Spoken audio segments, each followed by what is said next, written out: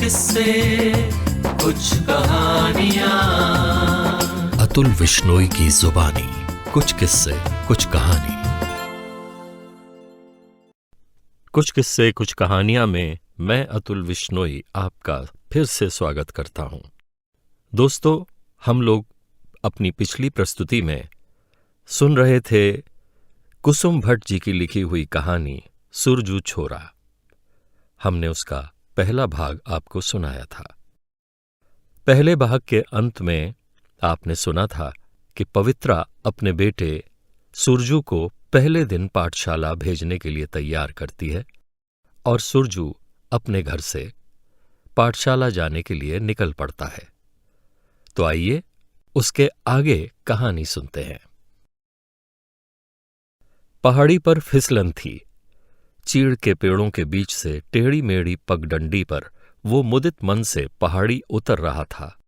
पहाड़ी पर पिरुल के नीचे कहीं कहीं पानी के डबरे बने हुए थे। उसने पिरुल के ऊपर पांव रखा तो फिसल गया और कुछ दूरी तक नीचे घिसटने लगा। एकाएक बच्चों का झुंड उसे देखकर हंसने लगा। अबे, पहले ही दिन फिसल गया। और देखो तो सूरज छोरा पाठशाला जाते हुए फिसल गया रे। अबे छोरे, तेरे बाप ने भी कभी देखी थी पाठशाला? एक लड़का बोला तो दूसरा आगे आया। तेरे बस का नहीं है बे कमेड़े के अक्षर लिखना। हा हा हा हा हा हा। बच्चों का झुंड पहले से ही गुफा में छुपा था। जैसे ही उन्हें पता लगा कि सुरजू पाठशाला जा रहा है, उसकी माँ ने उसका नाम लिखा दिया है, तो उन्होंने पिरुल की पत्तियां इकट्ठा कर पानी के डबरे के ऊपर बिछा दी थीं। सुरजू की निक्कर मिट्टी पानी से लथपथ थी और वो कमर की पीड़ा दबाकर पुश्ता पकड़कर उठने लगा तो बच्चे फिर चिढ़ाने लगे थे। तू तो छोरा पहले ही फिसल गया रे। कपड़े भी कीचड़ से भर गए। अब तो तू पाठशाला जा ही नहीं सकता। अबे जा, अब घर जा। तीसरा बच्चा उसके हाथी पांव को देखकर बोला, जिनमें खरोंचे लगने से खून टपक रहा था। सुरजू ने पीड़ा घूंटते हुए कपड़ों पर लगी कीचड़ साफ की और बच्चों को ठेंगा दिखाता हुआ पहाड़ी उतरकर सबसे पहले पाठशाला के आंगन में पहुंच गया था। मास्टर जी ने उसका हुलिया देखकर उसे पूछा, तेरे घर में साबुन नहीं है बे? मास्टर जी ने कड़क आवाज में कहा और उस पर एक सोटी जमा दी। उन्हें लगा जैसे सुरजू चिड़ियाघर से छूटा कोई जानवर हो। सुरजू सकपका गया, पीड़ा को जज्ब कर गया। उसने सिर हिलाया, नहीं मास्टर जी, बाबा साबुन लाता ही नहीं। मास्टर जी ने उसके मैले कुर्ते पर सोटी कोची। चूल्हे में राख भी नहीं है बे? पीड़ा से बिलबिलाते कुत्ते की कूं कूं जैसी आवाज निकली। राख तो बहुत है मास्टर जी। चल भाग। मास्टर जी ने उसे पाठशाला से भगा दिया। आंसुओं से तर चेहरा लेकर वो घर पहुंचा। अगले दिन मास्टर का क्रोध चरम सीमा पर हुआ तो हरामी अपनी मुटियार मां से कपड़े क्यों नहीं धुलाता? कपड़े क्या थे, देह पर मोटा कुर्ता, नीचे बड़ी मौसी के बेटे की उतरन फटा जांघिया। हे, सुरजू छोरा पाठशाला जाएगा कि रोड़ी कूटेगा वे सड़क पे? छाछ झंगोरा खाएगा रात को। बल विधाता ने तेरे माथे पर लिख दिया है रे। बच्चों ने फिर उसे चिढ़ाया था। सुरजू ने लिखा अ आ। सुरजू ने पढ़ा अ आ और खूब हंसा घर आकर। सबके जैसे लिखा मैंने भी। मां पर चिल्लाया, मां तू मेरे कपड़े रोज धोया कर राख से। उसने अपनी पीठ दिखाई थी, छिली हुई पीठ। मां पहुंच गई मास्टर जी को डांटने। गरीब गुरबा का बच्चा पाठशाला नहीं आ सकता? क्यों मास्टर जी? हाथी पांवों को देखकर मास्टर के पसीने छूट गए। सुरजू मास्टर जी की प्रताड़ना सहता हुआ तीसरी कक्षा में गया तो उसने लिखा, मैं सूरज हूं। सूरज चमकता है, मैं भी चमकूंगा एक दिन। 10 वर्ष के सुरजू को सूरज पर निबंध लिखता देख मास्टर ने मारी सोटी मुलायम पीठ पर सड़ाक सड़ाक। क्यों बे, सूरज से तुलना करता है अपनी? नहीं मास्टर जी। पीड़ा से छटपटाने लगा था छोरा। फिर क्यों लिखाया? ऐसे ही मन किया मास्टर जी। सुरजू बिलखते हुए बोला, बालों में जूं पड़ी है तेरे। गांव में पानी नहीं है बे? सुरजू सुबकने लगा था। कितना भी दबाए पीड़ा छलक उठती आंखों से। मास्टर जी, मेरी मां बहुत दूर से पानी लाती है। बाबा ने बाल कटवाकर खलवाट कर दी थी खोपड़ी। मास्टर जी को बैर बढ़ाना ही था। क्यों बे, तेरा बाप मर गया क्या? सूरज को समझ नहीं आया कि मास्टर जी सिर्फ उसे ही क्यों यातना देते हैं। दूसरे बच्चों में भी तो कुछ न कुछ कमी होती ही है। उसने बाबा से बोला था। बाबा ने छुड़ा दी पाठशाला। गांव की नई नवेली बहू को घास काटते देख बोला था, देख देख, यमे भी तो घास ही काटती है बल। बाबा ने मारी थी उसकी खलवाट खोपड़ी पर चपत और बिठा दिया था नामी टेलर के साथ। डिग्रीधारी जनानी भी ऐसे ही कारोबार करती दिखती है सिन्नगर में। तू किस खेत की मूली है बे? सुरजू ने हामी भरी। उसे किसी काम से गुरेज नहीं, मन लगाकर सीखने लगा था छोरा। तो घूमते हुए समय के पहिए के साथ उदय होने लगा था सुरजू का सूरज। उसे बाजार में उतरना था अपनी कला को लेकर। इसके लिए पूंजी की जरूरत थी। मां ने बकरियों की टोली बेचकर जुगाड़ किया और सुरजू बन गया कजरी बुटीक का मालिक। गहरी साजिश। सुरजू का चेहरा जलता अंगारा सा हो गया। कजरी सुरजू के चेहरे पर आग देखकर बर्फ का फोहा रखती। क्या खूब! कजरी ताड़ जैसे लंबे हाथी पांव वाले मर्द को अपनी काली हिरणी सी सजल आंखों में बंद करती है तो सुरजू काले भयावह बादलों से लड़ने की ताकत पा जाता है। कजरी कैसी पिघलती नजरों से देखती है उसे। उसके भीतर का जमा लावा एकाएक पानी में तब्दील होकर बहने लगता है। गांव वालों ने इस बेमेल जोड़ी पर भी घात लगानी शुरू कर दी। घिड़ुड़ी यानी गौरैया सी छोरी और हाथी पांव का वजन, ही हु। उम्र कुल 16 वर्ष। 8वीं पास कजरी को निष्ठुर माँ बाप नगौले कुएं में फेंक गए थे। हाय रे विधाता, दया नहीं आई इनको। जितने मुंह उतनी बातों पर मर्द की बच्ची ने किसी से भी तनातनी न की। संस्कारों की पली पुसी गरीबी की ओस में भीगी सीली ये लड़की न लगती। गांव वालों के ईर्ष्यालु मनों पर सांप लौटते। बड़े भाग लेकर आया छोरा जो इस पृथ्वी पर ये छोरी पैदा हुई। दूसरे लोग तो देहरी से ही धकिया रहे थे बाहर। जाने कैसे सेंध लगी उस घर में। कजरी सोचती, देह का सुंदर होना क्या मायने रखता है मन के आगे। ये लोग सुरजू को क्या समझें, जिसका हृदय प्रेम की सरिता है। इसके आगे देह का कुरूप नजर कहाँ आता है। सुरजू का मन सभी के वास्ते प्रेम से छलछलाता रहा था। जो लेना नहीं जानता उसकी बदनसीबी। उसने तो सभी को दिया ही है। गांव भर में बता दे कोई माइका लाल कि सुरजू ने उनको कुछ नहीं दिया। देहरी दर देहरी खड़ा होकर बिजली का बिल समेट लाता छोरा और 10 किलोमीटर पैदल दूर श्रीनगर जाकर जमा करता। पांवों में छाले पड़ जाते, नंगे पांव कांटे कंकड़ चुभते।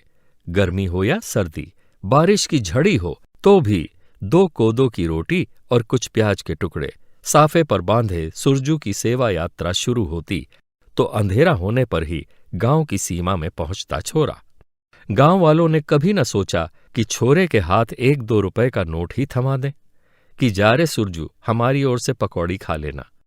जिस घर में राशन खत्म हुआ आवाजें आती, कभी दाएं से कभी बाएं से, कभी नीचे गांव की नींव से।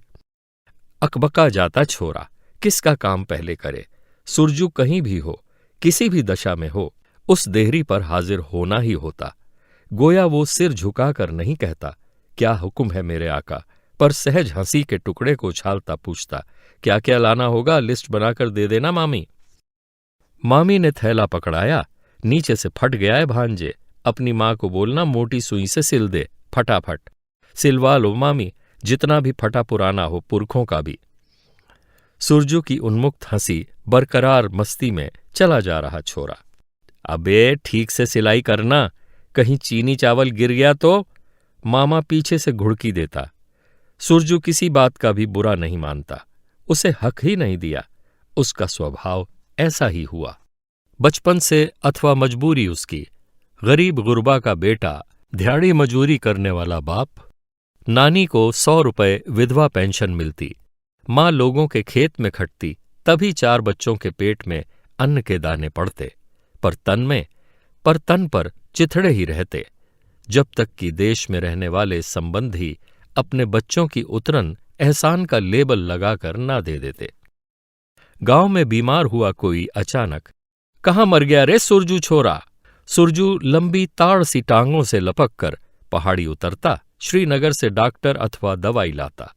किसी का गैस अचानक समाप्त हो गया, लकड़ियां जलाने से धुआं उठता है, हाथ काले होते हैं, बर्तन काले होते हैं। सुरजू के हाथ सिलेंडर पकड़ते, उसके ऊपर आवाज बरसती, जा छोरा जल्दी लेकर आना, खाना इधर ही खा लेना, पेट की चिंता नहीं करना।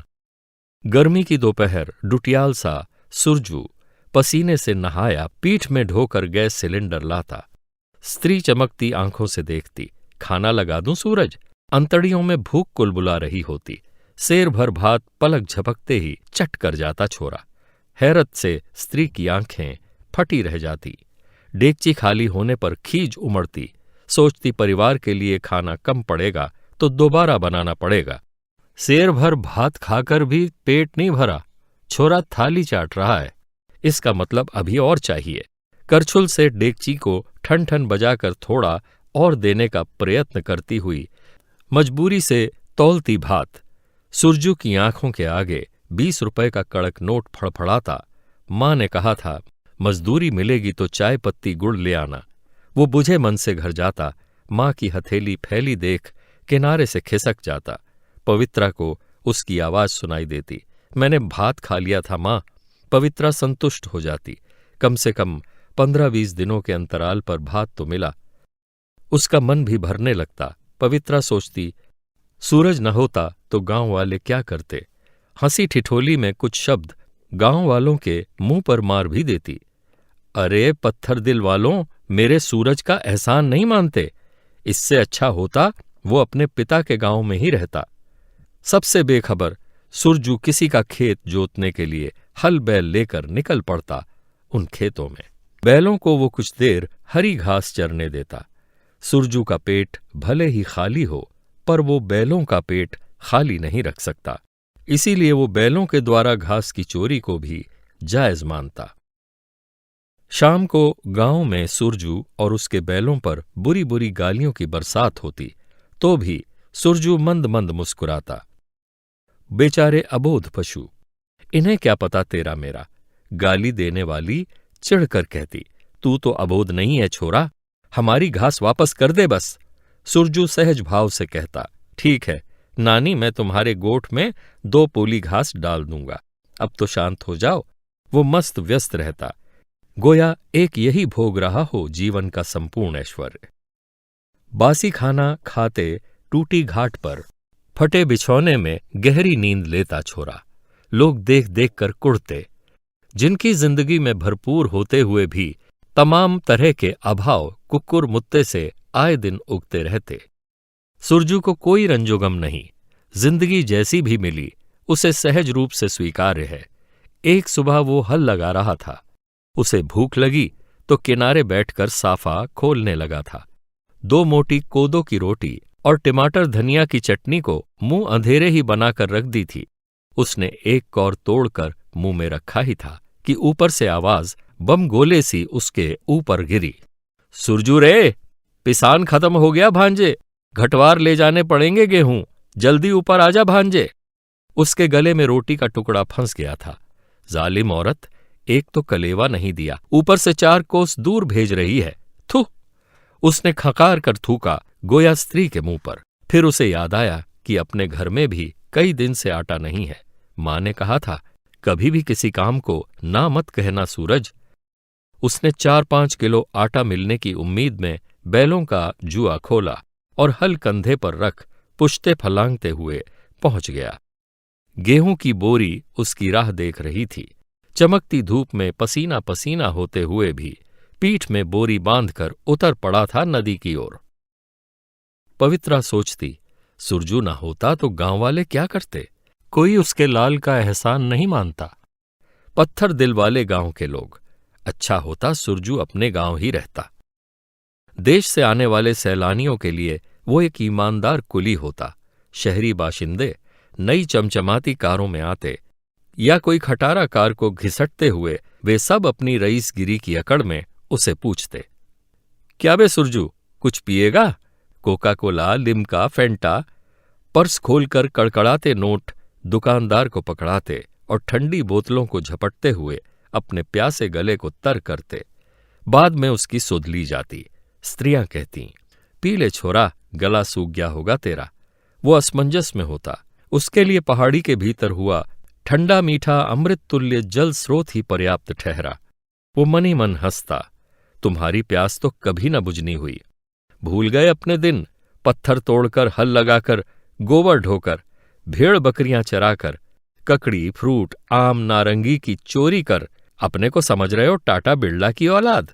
जब देखो सुरजू छोरा, तुम्हारा पायदान हो गया बल। उसका मन बुझने को होता, फिर अगले ही क्षण वो ऊपर देखता। सूरज नीले आसमान में लाल अंगारा सा चमक रहा होता।